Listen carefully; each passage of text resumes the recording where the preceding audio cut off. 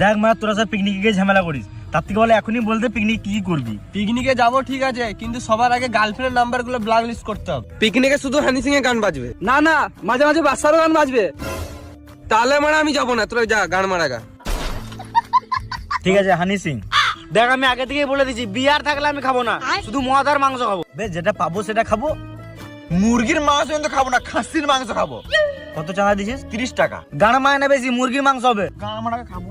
বেশ বস, তোর জন্য একটা ডিম বেশি দেবো। এ আমি কিন্তু পেট ভরে ভাত খাবো। ভাত খাবো না, শুধু মদ আর মাংস হবে। একটা সব থেকে বেশি ইম্পর্টেন্ট কথা, আমাদের পিকনিকে প্রতিবার এই ডিস্টার্বটাই হয়, রানতে রানতে মেয়ে দেখা হবে না। তাহলে তোর পিকনিক তুই গাঁড়ে ভরে নে।